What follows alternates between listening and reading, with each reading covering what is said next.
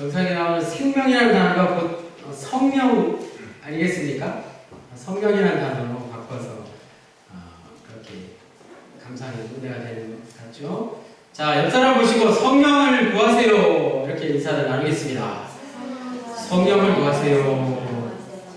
오늘 상반기 마지막 주일을 맞이해서 한번 기도하고 분위기가 아주 차분한 것 같아요. 한 해를 우리가 절반 정도 살았습니다.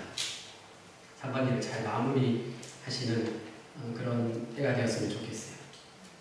자, 성령을 구한 사람에 대한 말씀이 나오고요. 오늘 말씀의 제목에 나오는 이 갑절의 능력이 바로 엘리사가 스승인 엘리야에게 요구한 것이죠. 그것이 구체적으로 무엇일지를 한번 우리가 생각해 보시죠. 갑절의 능력이란 여러분 어떤 것일까요? 부흥회 때 나누는 말씀하고 틀릴 수 있어요. 부모라면 자식이 또는 진정한 스승이라는 제자가 자기보다 훨씬 더 능력이 많기를 원합니다. 그렇죠? 그렇지 않으신 분 없으시죠? 그렇다면 저와 여러분의 자녀가 구체적으로 나보다 어떤 면에서 낫기를 원하십니까? 솔직하게 잘 살기를 원하세요. 물질적으로 풍요하기를 원하고 건강하게 살기를 원하고 교육 나보다 많이 배웠으면 좋겠고 또 다들 말씀해보세요. 나보다 또 인격적으로 좀 이렇게 성숙했으면 좋겠고 그리고 이제 생각나는 게 신앙적으로 신앙생활도 잘했으면 좋겠다. 물론 뭐 신앙적으로 내 자녀가 성숙했으면 좋겠다를 가장 첫 번째로 그렇게 말씀하시는 분들도 계시죠. 그런데 중요한 것은 오늘 우리가 내 자녀가 어떤 면에서 잘 되기를 바라는지 이 순서에 대해서 명확하게 알 필요가 있다는 거예요. 진지하게 한번 생각해 볼 수 있기를 원합니다. 그리고 그것이 그냥 사람의 생각이 아니라 하나님의 말씀, 성경 말씀에 어떻게 나와 있는지 알아볼 수 있기를 원합니다. 엘리야는 구약에서 가장 위대한 선지자 중에 한 명이죠. 다른 선지자들은 그저 하나님의 말씀을 선포한 반면에 엘리야는 하나님의 말씀을 선포하고 기적을 많이 일으킨 것이죠. 그래서 우리가 엘리야를 위대한 선지자로 기억하고 있지 않습니까? 예를 들면 열왕기상 18장에 보면 갈멜산의 불의 절투가 나오죠. 엘리야가 활동하던 시대 아합 왕이 북이스라엘을 통치하던 시대입니다. 북이스라엘이 가장 강성했던 때예요. 다른 나라가 아합에게 와서 조공을 바치는 일도 있었어요. 물질적으로, 외적으로는 아주 강성한 나라였지만 영적으로는 아내 이세라, 아내가 시돈의 공주 이세벨이었죠. 바알 신을 들여와서 우상을 섬겼다는 것이죠. 그래서 아내의 눈치를 보면서 아합은 우상을 섬길 수밖에 없었던 거예요. 바알을 아내와 더불어 열심히 섬겼어요. 아세라 또 라는 또 우상이 있었죠. 바알 신과 아세라 신을 열심히 섬겨서 많은 바알 선지자와 아세라 선지자들이 판을 치는 그런 시기였습니다. 영적으로 가장 우상이 만연한 그런 때였죠. 우리가 그래서 아합 왕을 하나님을 거역한 왕으로 기억하고 있지 않습니까? 당연히 엘리야 선지자와 여호와의 선지자와 첨예하게 대립할 수밖에 없었던 것이죠. 드디어 갈멜산에서 엘리야 선지자는 한 명이고 여호와의 선지자를 대표해서 한 명, 그리고 바알 선지자 450명, 또 아세라 선지자 400명, 850명과 엘리야 선지자 한 명이 대결을 하게 되는 거예요. 어떤 대결이냐? 장작 더미 위에 송아지의 각을 떠서 쉽게 말해서 제물을 올려놓고 자신이 섬기는 여호와와 또 바알 신과 아세라 신에게 기도를 해서 불이 붙으면 승리하는 것이죠. 어떤 영적인 의미가 있겠죠. 그래서 먼저 바알 선지자들이 자신의 신을 열심히 불러 외쳤지만 450명이 동시에 불러 외쳤지만 불이 붙지 않았습니다. 그런데 엘리야 선지자가 여호와 하나님께 기도하자마자 강력한 불이 내려서 그 그 골짜기를 다 태우고 모든 우상을 섬기는 선지자들을 다 태워 죽여버렸어요. 이런 일들이 엘리야 선지자의 마지막 죽는 순간까지 계속되죠. 열왕기상 18장부터 열왕기상 마지막 열왕기하 1장까지 계속 이어지죠. 그리고 열왕기하 2장에 와서 엘리사에게, 자신의 제자 엘리사에게 그러한 영적인 능력을 승리해주는 장면입니다. 자, 오늘 본문에 엘리야가 하늘로 올라가는 것을 보면서, 성경에 기록된 대로 말씀드리는 거예요. 하늘로 올라가는 것을 보면서 그의 제자 엘리사는 무엇을 요구했죠? 엘리야의 영감이, 그 스승의 영감이 갑절이나 자신에게 있게 해달라고 구했습니다. 그래서 이게 만약에 이 집회가, 예배가 부흥 집회라면 굉장히 좀 방향이 다른 쪽으로 갈 수 있어요. 갑절의 능력이 무엇이 되냐가 중요한 것이죠. 앞에 여러분들이 내 자녀가 잘 되기를 바랬던 그 우선순위를 앞에 있었던 거 있잖아요. 물질적인 축복, 또 건강함을 누리고 사는 것, 뭐 이런 것들이 될 수 있어요. 그런데 오늘 말씀에서 결코 그런 내용을 말하고 있는 게 아니라는 것을 여러분 아셔야 돼요. 갑절의 영감을, 갑절의 능력을 엘리사가 스승인 엘리야에게 요구했습니다. 그래서 그 이후에 정말 엘리사의 사역은 엘리야에 못지않는 수많은 기적들을 일으키는 것이죠. 그래서 다음 주 본문이 나아만 장군의 이야기인데요. 열왕기하 5장, 6장에 이르기까지 수많은 기적, 수냄 여인의 아들, 죽은 아들을 또 살리는 기적까지 일으키는 것을 볼 수 있습니다. 마치 예수님의 사역과 같아요. 예수님이 하신 일들 말입니다. 자, 오늘 본문에 나오는 엘리야와 엘리사의 영적인 권한 승계의 모습을 통해서 우리가 예수 그리스도와 그의 제자들이 꿈꿨던, 예수님이 제자들에게 고난을 승리했지 않습니까? 그래서 예수님과 제자들이 꿈꾸던 하나님 나라가 무엇인가를 알 수 있기를 원한다는 사실입니다. 오늘 말씀의 목표가 여기에 있습니다. 자, 1절에서 2절 말씀, 엘리야의 죽음에 대한 말씀이에요. 엘리야의 승천이라고 알고 있는데 죽음이라고 말씀합니다. 1절, 2절 다 같이 다시 한번 읽겠습니다. 시작. 여호와께서 회오리 바람으로 엘리야를 하늘로 올리고자 하셨되 엘리야가 엘리사와 더불어 길갈에서 나가더니 엘리야가 엘리사에게 이르되 청하건대 너는 여기 머물라 여호와께서 나를 베델로 보내시느니라 하니 엘리사가 이르되 여호와께서 살아계심과 당신의 영혼이 살아있음을 두고 맹세하노니 내가 당신을 떠나지 아니하겠나이다 하는지라. 이에 두 사람이 베델로 내려가니. 자, 엘리야의 마지막 순간이죠. 죽음을 앞둔 엘리야의 마지막 장면에 엘리사가 함께했다는 것이죠. 그래서 길갈과 베델과 여리고와 요단 이 네 가지 장소를 번갈아 가면서 오늘 1절, 2절에 나눈 대화를 똑같이 반복하고 있습니다. 베델, 길갈, 베델, 여리고, 마지막 요단 강에 이르기까지 이 대화가 계속 반복되고 있어요. 자, 우리가 주목해야 할 것은 엘리야는 자신의 죽음을 앞두고 사람이 아닌 하나님과 함께 하기를 원했다는 사실이죠. 마지막 죽는 순간에 여러분 누구와 함께 하기를 원하십니까? 내 사랑하는 자녀들, 내가 정말 좋아하는 사람들과 마지막 순간을 함께하고 싶으시잖아요. 보통 그렇게 하잖아요. 그것을 임종이라고 하지 않습니까? 죽음을 앞두고 자식이나 평소에 가까이 지내는 이들과 함께하는 것을 원하는 것이고 자녀들도 역시 부모의 죽음을 지켜보기를 원합니다. 그런데 엘리야는 그렇지 않았다는 거예요. 죽음의 본질을 알고 있었기 때문이죠. 죽음이라는 것은 하나님을 만나는 것이다. 하나님과의 관계라는 것. 죽음이라는 게 말이에요. 그렇죠. 죽음은 사람을 만나는 게 아니잖아요. 사람과 이별하는 것이죠. 누구를 만나는 거예요? 하나님과 대면하기 전에 하나님을 영적으로 만나기를 원했다는 것입니다. 그런데 엘리사가 자꾸 귀찮게 하는 거예요.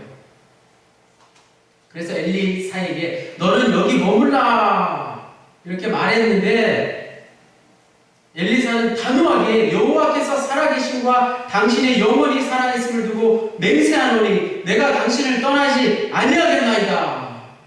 베드로와 비슷하잖아요. 또 끝까지 스승을 따라 나섰습니다. 제자 엘리사가 스승 엘리야에게 얻고자 하는 무언가가 있었다는 거예요. 그것이 무엇이었습니까? 11절에 먼저 11절 말씀을 보시면 결국에 두 사람이 길을 가며 말하더니 불수레와 불말들이 두 사람을 갈라놓고 엘리야가 회오리 바람으로 하늘로 올라가더라. 엘리야의 승천이라고 우리가 이야기를 하는데 엘리야의 죽음을 말합니다. 엘리야의 죽음을 묘사한 유명한 성경 구절입니다. 엘리야는 과연 죽지 않고 예수님처럼 승천한 것일까요? 우리는 어떻게 엘리야의 승천을 이해할 수 있을까요? 다 같이 함께 알아볼 수 있기를 바랍니다. 인간은 누구나 죽을 수밖에 없는 존재 아닙니까? 죽지 않으면 인간이 아니에요. 그런데 구약의 두 사람이 죽음의 언급 없이 하늘로 올라갔다고 성경 말씀 그대로 전해집니다. 창세기 5장 24절 에녹이 하나님과 동행하더니 하나님이 그를 데려가심으로 세상에 있지 아니하리라. 하나님이 데려가셨다는 말이 곧 죽었다는 말이죠. 에녹의 죽음을 어떻게 보면 오늘 엘리야의 승천과 같이 성경 기자가 문학적으로 그 당시 상황을 표현한 것이죠. 창세기에 나온 에녹과 오늘 본문에 나온 엘리야를 죽지 않고 하늘에 올라간 것으로 표현했던 것이죠. 그것을 오해하면 안 된다.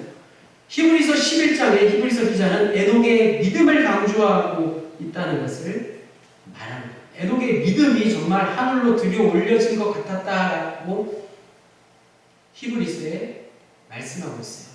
또 오늘 본문에는 마찬가지로 엘리야의 강력한 무엇 성령 충만한 것을 강조하는 표현들 아니겠습니까? 엘리야의 승천은 엘리야에게 임한 강력한 성령의 능력을 강조하기 위함이라는 것입니다. 엘리야는 곧 성령의 사람이었습니다. 성령의 사람. 엘리야는 마지막 순간까지 불수레와 불말과 회오리 바람처럼 성령이 충만했다는 것을 이 시대를 살아가는 오늘 우리는 또 다른 이 시대의 선지자들을 통해서 확인할 수 있으니 그 중에 하나가 바로 구세군 창립자 윌리엄 푸스 아니겠습니까? 구세공고에 잘 소개되어 있습니다. 구세공고 첫 페이지 구세군의 유산을 생각하다라는 기고문에 보면 창립자의 정신은 유가 아닌 무라고 말씀하고 있어요. 보이는 것들이 아니라는 거예요. 창립자의 정신은 보이지 않는 것이다. 영적인 것을 말하고 있다는 것이죠. 우리가 창립자주의를 한 주간 앞두고 본받아야 될 것은 창립자를 높이는 인간적인 것이 아니라는 거예요. 창립자의 정신은 보이지 않는 것이죠. 하지만 오랜 세월 동안 더 오랫동안 우리에게 각인되어 있는 것 아니겠습니까? 윌리엄 푸스가 엘리야 선지자처럼 얼마나 성령 충만한 사람이었는지 세 찬송가에 수록된 구세군가 중에 하나인 194장을 보시면 찬송을 보시면 알 수 있어요. 일반적인 세 찬송가 다른 요단에서 사용하는 194장의 찬송가 가사와 다릅니다. 194장 3절 가사가 이렇습니다. 불꽃과 같은 주 예수 성령 불꽃과 같은 주 성령 불내려 주소서. 주 거룩하신 뜻대로 불내려 주소서. 나 항상 선을 행하고 정결하게 살아가며 주 안에 승리 위하여 불내려 주소서. 윌리엄 푸스는 성령의 사람이었어요. 윌리엄 푸스가 작시한 분이죠. 자, 6절에서 11절까지 엘리사가 무엇을 요구했는지 잘 우리에게 말씀해 주고 있습니다. 먼저 6절에서 8절 말씀을 요약해보면 엘리야가 마지막 장소인 요단강가에서 겉옷을 가지고 그것을 둘둘 말아서 마치 담요처럼 이렇게 만들었겠죠. 물을 치는 장면이 나오죠. 그랬더니 물이 갈라졌어요. 이리저리 갈라지면서 그곳까지 따라온 마지막 베델이나 요단 있는 선지 학교의 학교의 제자들이 따라왔겠죠. 50명 정도가 함께 목격한 것입니다. 엘리야와 엘리사가 그 갈라진 요단강을 건너서 육지에 이르는 장면입니다. 그 이후에 오늘 말씀의 제목 드디어 다 같이 한번 읽어보겠습니다. 오늘 말씀의 제목이 나오는 9절 말씀 다 같이 읽겠습니다. 시작. 건너매 엘리야가 엘리사에게 이르되 나를 내게서 데려감을 당하기 전에 내가 내게 어떻게 할지를 구하라. 엘리사가 이르되 당신의 성령이 하시는 역사가 갑절이나 내게 있게 하소서. 엘리사가 엘리야에게 요구한 것은 겉옷이 아니었어요. 무엇이었을까요? 성령이었다는 것입니다. 성령이 하시는 역사의 갑절을 원한 것입니다. 유가 아닌 무를 원한 것이죠. 보이는 것이 아니라 보이지 않는 것을 원한 것입니다. 갑절이라는 말보다 성령이라는 말에 초점을 맞춰야 하는 것입니다. 소위 갑절의 영감이라는 말은 원래 이스라엘의 장자의 상속권이 2배인 것을 의미합니다. 엘리사가 엘리야로부터 수제자, 장자권을 갖는 것을 말하는 것이죠. 예수님의 제자들도 수제자가 되기 위해서 계속 다투었지 않습니까? 장자권을 얻어내기 위해서 야곱이 형 에서를 속였잖아요. 신명기 21장 17절 반드시 그 미움을 받는 자의 아들을 장자로 인정하여 자기의 소유에서 그에게는 2 몫을 줄 것이니 그는 자기의 기력의 시작이라 장자의 권리가 그에게 있습니다. 신명기 율법에 기록된 말씀입니다. 엘리사는 엘리야에게 스승보다 더 큰 능력을 달라고 당돌하게 요구하는 것이 아니었습니다. 죽음을 앞둔 엘리야 역시 그럴 능력이 없었어요. 그 능력을 주겠다고 말하지 않았습니다. 10절 말씀에 이르되 네가 어려운 일을 구하는도다. 그러나 나를 내게서 데려가시는 것을 내가 보면 그 일이 내게 이루어지려니와 그렇지 않으면 이루어지지 아니하리라. 엘리야는 자기 곁에 있기만 하면 엘리사가 갑절을 받을 수 있다고 말한 게 아니었습니다. 어떤 인간적인 눈에 보이는 그런 능력을 주겠다고 말하지 않았어요. 그런데 중요한 말을 했죠. 나를 내게서 데려가시는 것을 네가 보면. 주어가 중요하죠. 주어가 생략되어 있어요. 누가? 하나님이 나를 내게서 데려가시는 것을 내가 본다면. 그러면 엘리사가 보는 것은 무엇이죠? 하나님을 보는 것이죠. 내가 하나님을 만나면 네가 그런 능력을 갖게 될 것이다. 이런 말씀입니다. 그러한 능력을 주실 이는, 성령의 능력을 주실 이는 내가 아니라 하나님에게 너는 하나님을 만나라. 그렇게 충고하고 있다는 말씀. 우리 자녀들에게 여러분 어떤 것을 주어야 할지 잘 연관해서 생각해보세요. 그 장면이 바로 11절에 나오는 불수레와 불말과 회오리 바람이죠. 그것이 다 하나님 아니겠습니까? 불말과 불수레, 회오리 바람 이런 것들은 하나님을 형상화한 표현이죠. 하나님의 나타난 말입니다. 12절에서 13절에 엘리사가 자기 옷을 잡아 둘로 찢었습니다. 그것은 스승을 따라보낸 인간적인 엘리사의 슬픔을 보여주는 행동이에요. 유대인들은 슬플 때 옷을 찢는 그런 행동을 취합니다. 중요한 것은 엘리사가 엘리야와 함께 요단강을 처음 건널 때 보았던 그 엘리야의 겉옷에서 나온 능력이 무엇인가를 분명하게 말해주고 있다는 것입니다. 겉옷의 능력은 당연히 아니었고 엘리야의 능력도 당연히 아니었던 것이죠.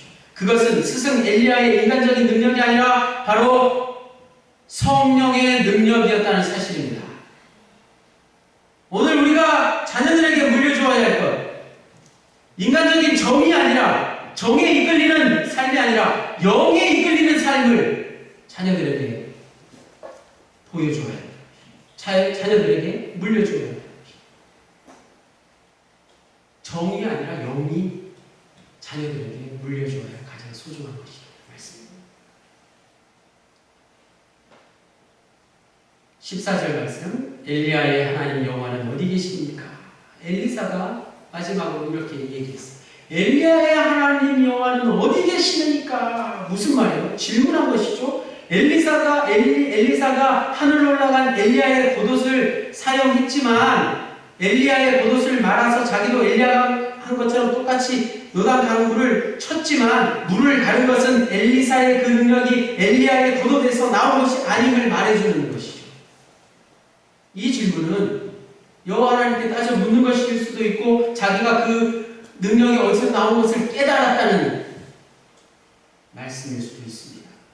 결국에 이 사건 이후에 엘리사는 엘리야의 승천을 지켜본 이후에 엘리야가 원했던 대로 엘리야에게 임했던 성령을 그대로 자신의 사역에서 반복하게 된다는 사실이에요.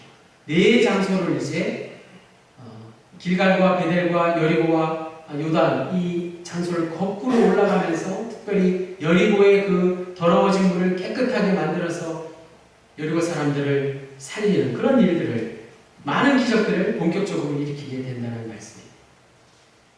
우리가 다 읽지는 않았지만 끝으로 15절 말씀에 오늘 말씀에 답이 나와 있어요.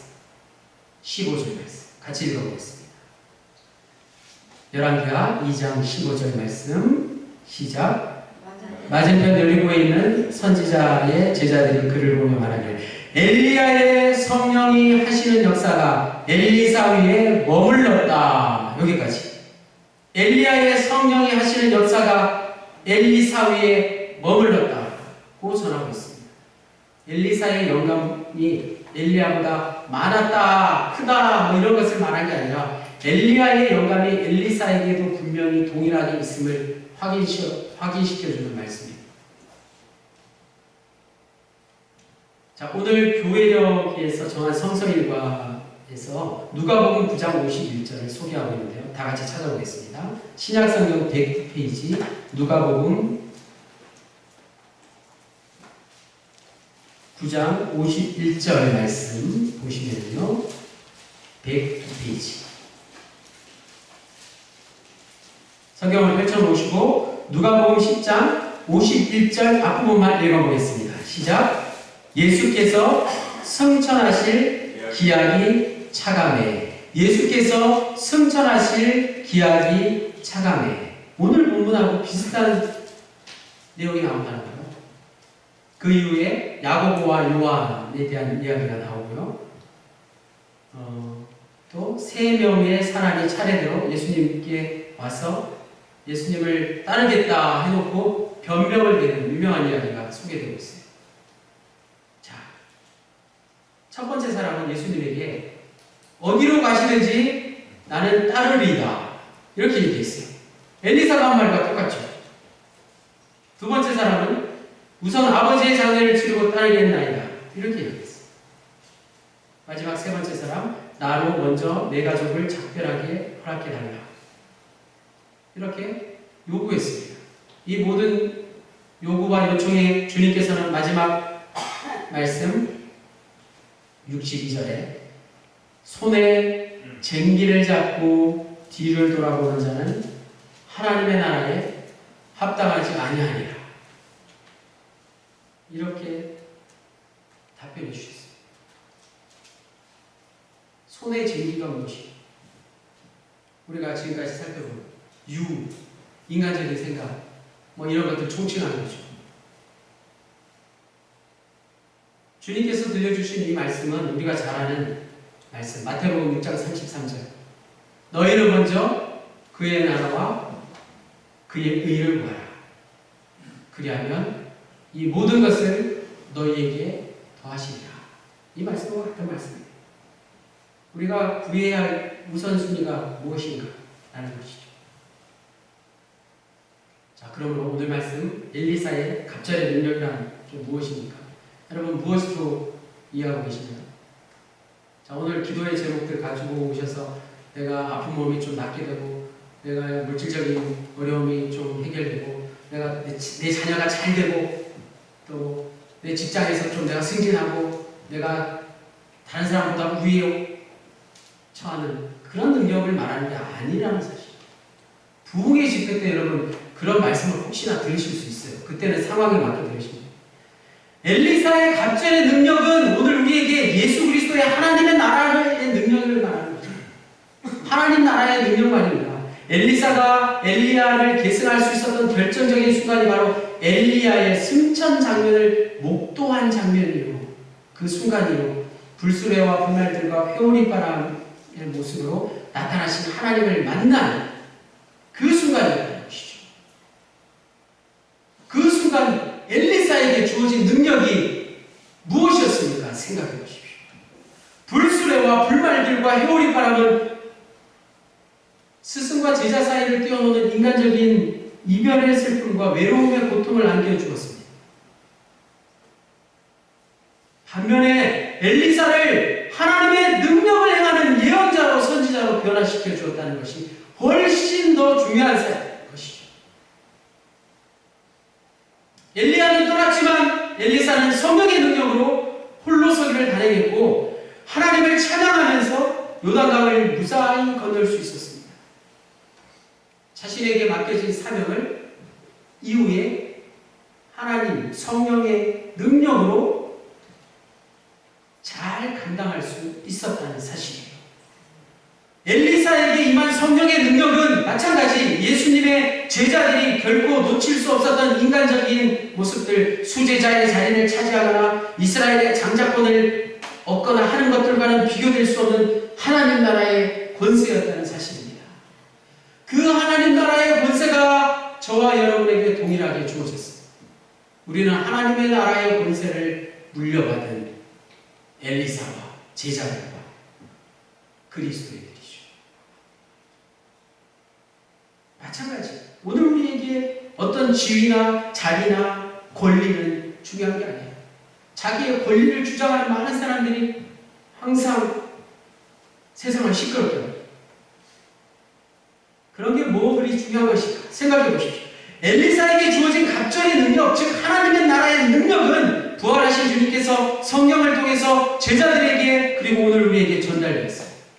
그 능력을 오늘을 사는 우리가 마음껏 누리고 있느냐 하는 것이죠.